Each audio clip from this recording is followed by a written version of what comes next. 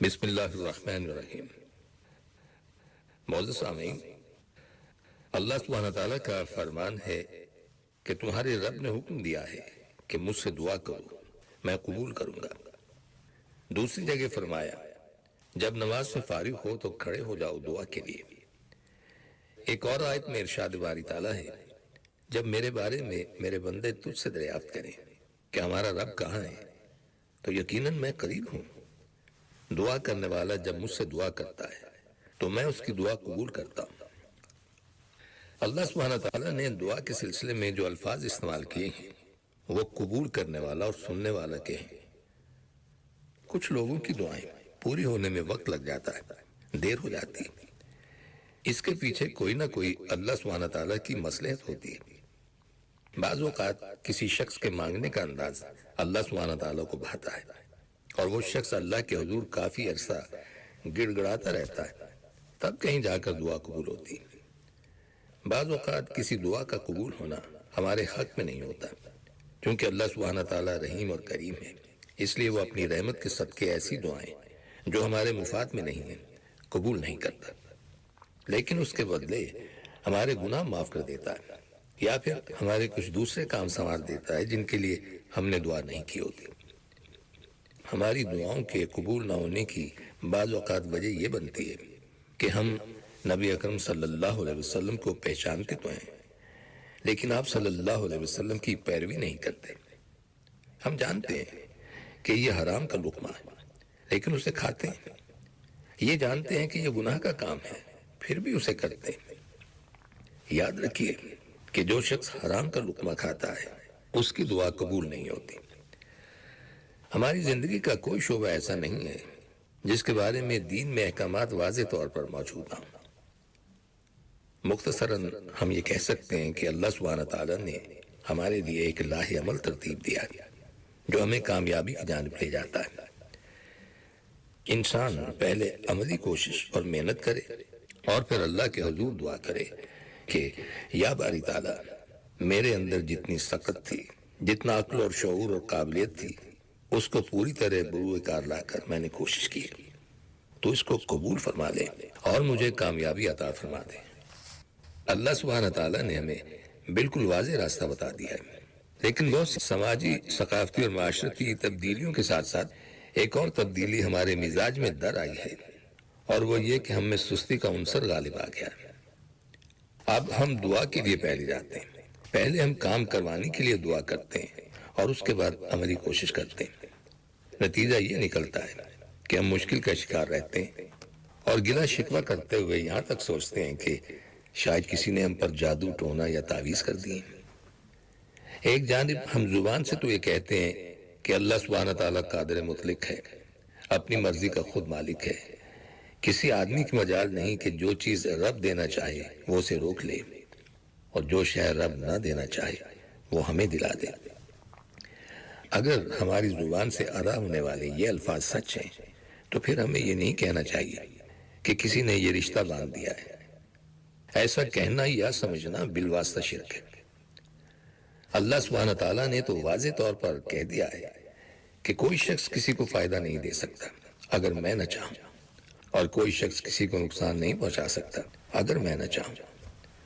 جب یہ بات واضح طور پر موجود ہے اور ہم اس پر صدق کے دل سے یقین بھی رکھتے ہیں تو پھر ہم لوٹا پھیرنے والے اور عملیات کرنے والے کے پاس کیوں جاتے ہیں؟ اگر ہم سال بھر میں قرآن حکیم کا ایک لفظ ہی سیکھ لیں اور اس پر عمل کر لیں تو یہ طوطے کی طرح قرآن حکیم رٹنے سے کہیں بہتر ہے۔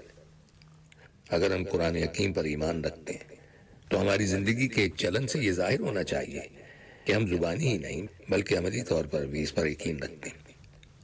ہم صاحب دعا کے پاس جاتے ہیں کہ صاحب میرا بچہ پڑھتا نہیں، بہت بدتمیز ہے، اس کے لیے دعا کر دیجیے۔ آپ جانتے ہیں کہ اللہ سبحانہ تعالیٰ نے تو بچے کو کوری فطرت کے ساتھ پیدا کیا، بالکل ایسے جیسے آپ کو ایک کورا اور صاف ستھرا سادہ کاغذ دے دیا جائے۔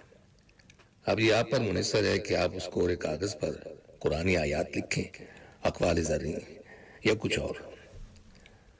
اللہ نے جو بچہ ہمیں عطا کیا ہے وہ تو فطرتاً بالکل نیوٹرل اور سادہ تھا۔ اب جیسے ہم اس کی تربیت کریں گے ویسے ہی اس کے رویے ہوں گے۔ اگر ایک جانب ہم لاپرواہی اور کوتاہی کی وجہ سے اس کی تربیت اچھی نہیں کر پاتے تو دوسری طرف کوشش اور توجہ سے اس کی تربیت کو بہتر بھی کر سکتے ہیں۔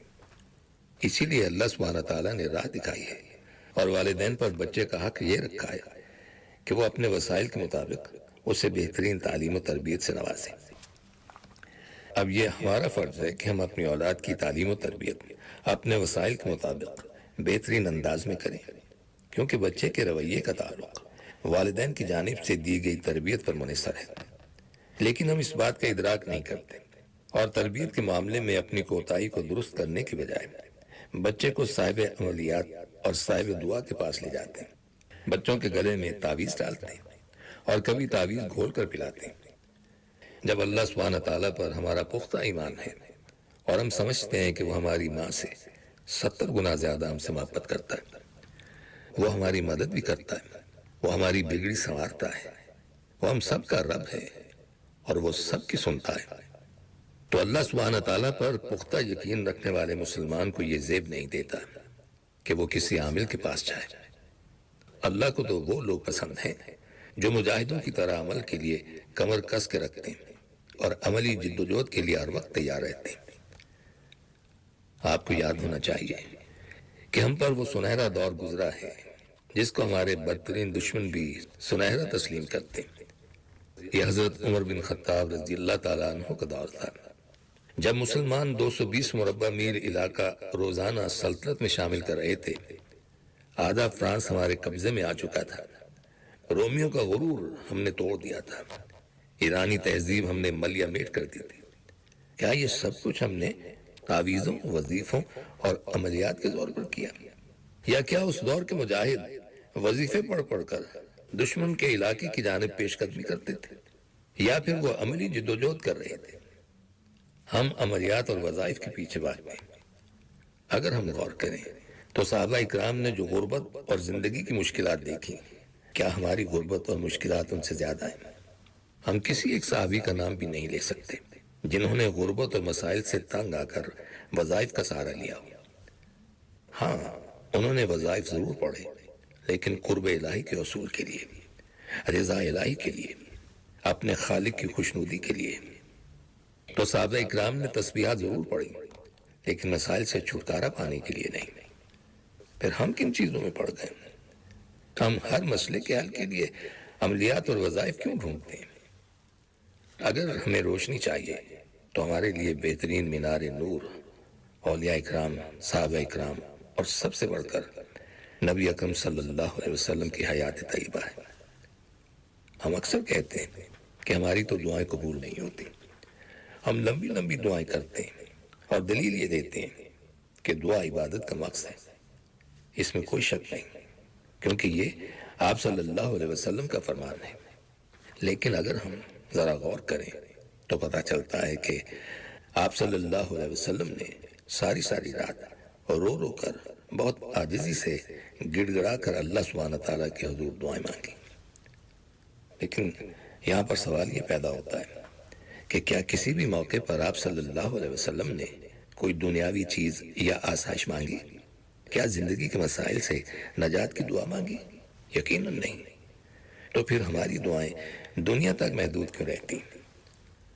آپ ضرور دعا مانگیے اور گڑ گڑا کر مانگیے، اور وہ مانگیے جو نبی اکرم صلی اللہ علیہ وسلم مانگا کرتے تھے۔ اور آپ صلی اللہ علیہ وسلم تو وہ چیز طلب فرماتے جس سے ہم نجات کی دعائیں مانگتے ہیں، اور وہ دعا یہ ہے کہ یا اللہ مجھے روز قیامت مساکین میں سے اٹھانا۔ ہم اللہ سبحانہ تعالیٰ سے اس کے رسول صلی اللہ علیہ وسلم کی سنت کے مطابق مانگیں۔ ہم اللہ سبحانہ تعالیٰ سے اپنے گناہوں کی معافی مانگ سکتے ہیں، ہم اللہ سے اس کی پناہ مانگ سکتے ہیں شیطان کے خلاف، اللہ سے ہم اس کا رحم اور رحمت مانگ سکتے ہیں۔ سامعین، دعا مانگنے کے لیے کسی صاحب دعا کے پاس جانے کی ضرورت نہیں ہے، وہ تو سب کی سنتا ہے، ان کی بھی جو اس کو مانتے ہی نہیں، اور ان کی بھی جو اس کے ساتھ شریک ٹھہراتے ہیں، اور ان کی بھی وہ سنتا ہے جو گنہگار ہیں۔ تو پھر ہم پیر صاحب کی جانب کیوں دوڑے چلے جاتے ہیں کہ دعا کیجئے کہ ہمارا بچہ تعلیم پر توجہ دے؟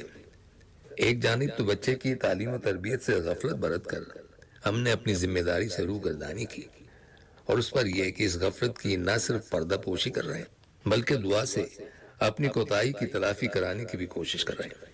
ہم پیر صاحب سے دعا کرانے کے لیے کئی کئی گھنٹے ضائع کر دیتے ہیں۔ یقین جانیے یہ مسلمانوں کی توہین ہے۔